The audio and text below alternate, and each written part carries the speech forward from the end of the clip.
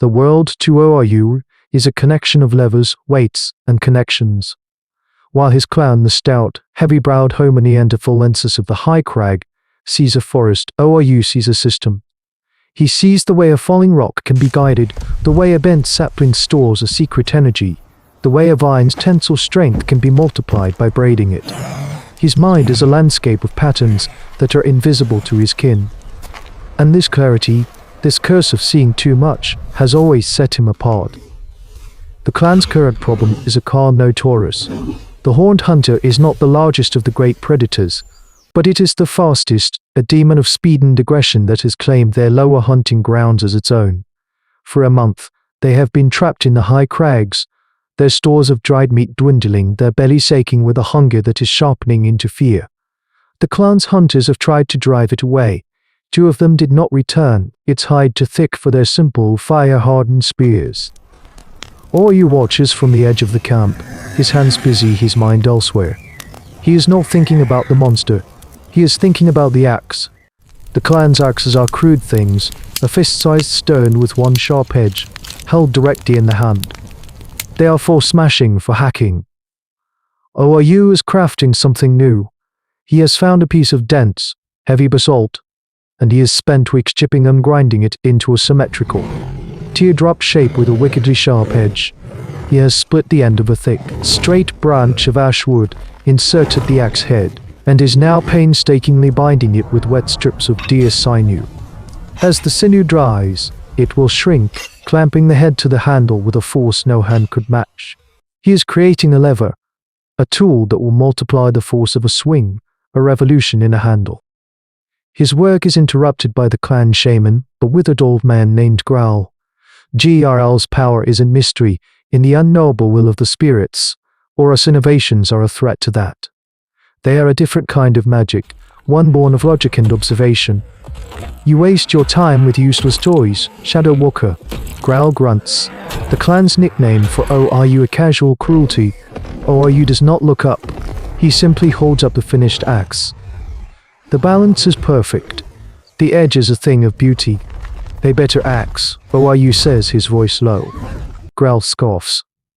But ORU is already moving on. He unrolls a sheet of hide on which he has sketched a design in charcoal. A diagram of counterweights, a trigger mechanism, a suspended platform of heavy logs. It is the design for a deadfall trap, to be built across the narrow gorge that leads to their hunting grounds. He tries to explain it to the hunter. He tries to explain it to the hunter. They stare at the drawing, their faces blank. It is a language of lines and angles they cannot comprehend. Witchcraft, Growls, snarls, spitting on the ground. You draw shadows and call them spears. The spirits will not be tricked by such things. They turn their backs on him, leaving ORU alone with his perfect text and his diagram of a world they cannot see. ORU builds the trap alone. It is a slow, Herculean task, a monument to a singular, obsessive vision. He uses his new axe, the half-dead blade biting deep into the pine trunks, felling trees in a quarter of the time it would take a traditional hand axe. He uses the principles of leverage he cannot explain to haul the massive logs into place, creating a heavy, suspended platform of death. He braids a rope of vines, thick as his arm, for the main support, a complex arrangement of smaller logs and woven tripwires that will collapse the entire structure when a weight of several tons steps on it. The clan watches him from a distance, their expressions a mixture of awe and suspicion. He is not one of them. He moves with a purpose they do not understand. His grunts and pants the sound of a strange and lonely industry. His creation is a piece of primitive technology, so advanced it seems alien. Gral, the shaman, watches with a growing sense of dread. ORU's quiet competence is a direct challenge to his authority, which is built on the clan's fear of the unknown. Gral's power is enchanting, in reading the smoke, in interpreting the entrails of a kill. The rituals of shamanism. ORU's power is in his hands, in his mind, in the predictable, repeatable mass of the physical world. If ORU's trap works, if this logical, man-made thing can kill a monster that the spirits have failed to drive away, then Gral's world of mystery and fear will begin to crumble. On the 5th day, the trap is set. ORU, his body aching and raw with splinters, drags the carcass of a mountain goat into the gorge, placing it just beyond the trigger point. Then he waits. For 2 days, nothing. The clan's whispers grow louder. They are hungry. They are hungry. They look at ORU with a new contempt. His strange obsession has wasted time and energy. Then, on the 3rd night, a sound echoes up from the gorge that is not a roar, but a deafening, splintering crack. A sound of the forest itself breaking in two, followed by a single, truncated scream of reptilian agony. The next morning, the clan ventures down into the gorge. The Carnotaurus is dead. The deadfall has crushed its spine, its powerful legs pinned beneath a tangle of shattered logs. It is a scene of incredible, calculated violence. The beast that had terrorized them for a month has been killed, not in a chaotic, heroic battle, but by a machine. They stare in silence, their fear of the monster replaced by a new and unsettling awe for the man who built its tomb. Their bellies will be full for the first time in weeks, but the meat tastes strange, seasoned with a disquieting sense of the uncanny. Gral sees his moment. He stands over the dead beast, his arms raised. "You see what witchcraft has done?" He cries, his voice trembling with manufactured piety. This was not a clean kill.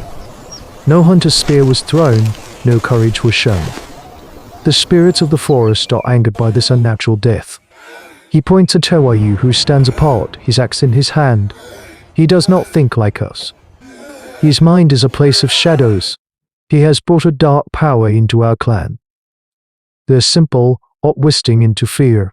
They do not understand how the trap worked, and the human mind has always feared what it cannot comprehend. That evening, as ORU eats his share of the meat, the clan elders approach him. They do not speak, they simply take his spear, his flint knives, and his hide blanket. Then, they point to the darkness beyond the firelight. He is exiled. He is exiled, he is cast out, the genius abandoned by the very people he has saved.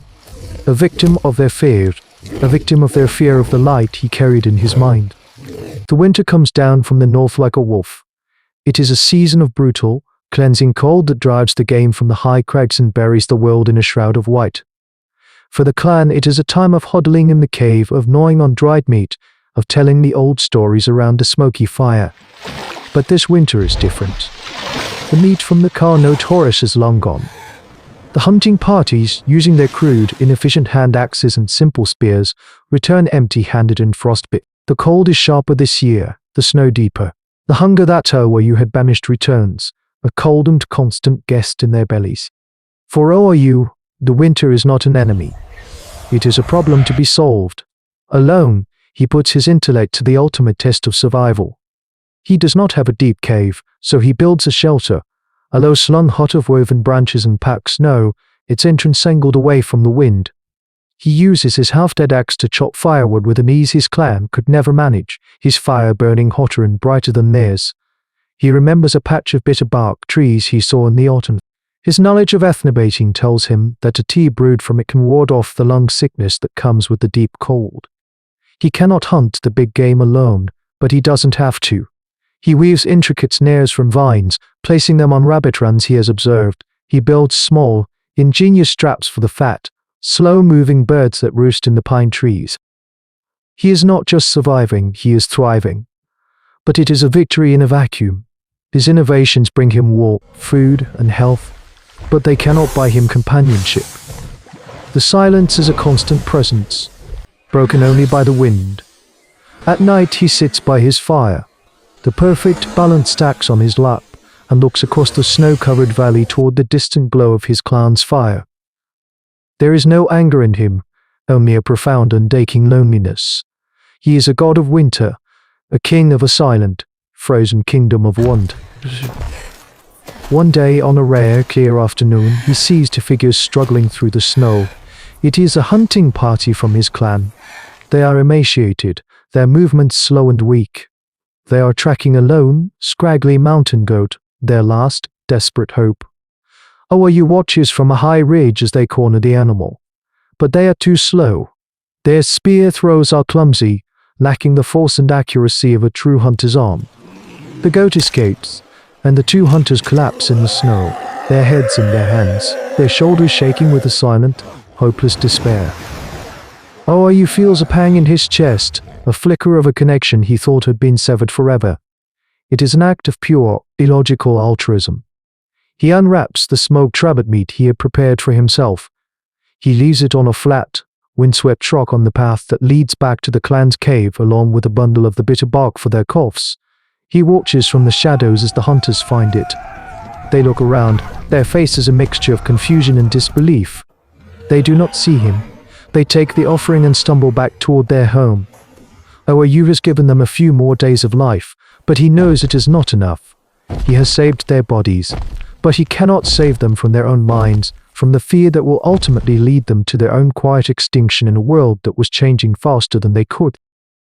Aura's story is a tragedy written in the language of ice and stone.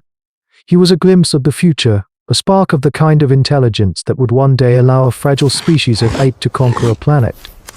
But a spark born in the wrong season is destined to be extinguished. His exile was not just the rejection of a man, but the rejection of an idea, the idea that the world could be understood and manipulated, not just feared and appeased, chose the comfort of their familiar ignorance over the unsettling promise of his genius. This is the melancholic paradox of human evolution.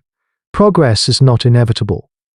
For every brilliant mind that pushes us to the darkness, born into a world not yet ready to see what they saw.